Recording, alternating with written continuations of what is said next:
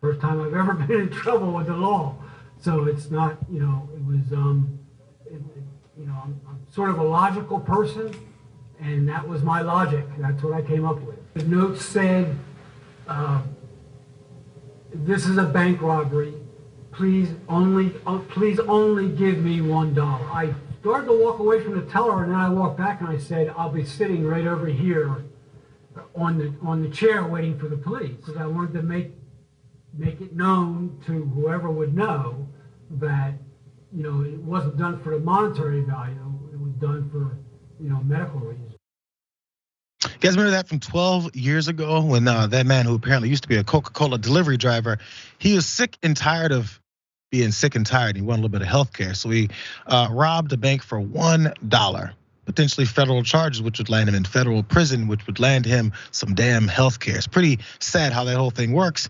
It was a novel idea that apparently someone else tried pulling off yet again. This time, Salt Lake County is where this happened. This guy's name is Matthew Santacroce. He was booked into the Salt Lake County Jail on a robbery charge. That's what the police department reported. This is what he put on the note, the ransom, I guess the bank robbery note, as he passed it on to the teller. Please pardon me for doing this, but this is a robbery, young man. Please give me $1. Thank you.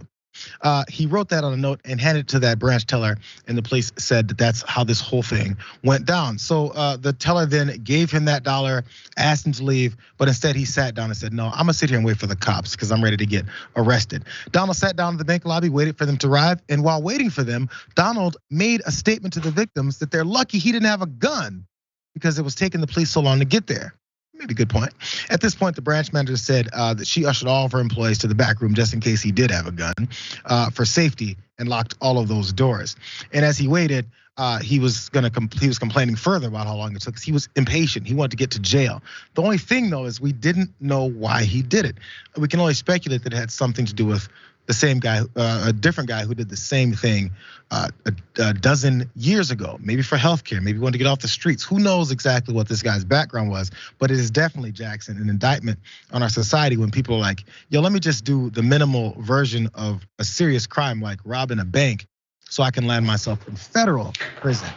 Well, potentially better there. This is just, he's an ethical fraudster. You know what I'm saying? The ethical way to go about getting 3 meals a day. You know what I'm saying? But stuff like this is pretty common in terms of homeless people, whether they're addicted to drugs or not, getting caught up in the system for petty crimes, and oftentimes wanting to because they're out in the cold. And it's such an opportunity for them to get out of the cold, or an opportunity for them to have access to food or whatever other type of service they may get or think they may get.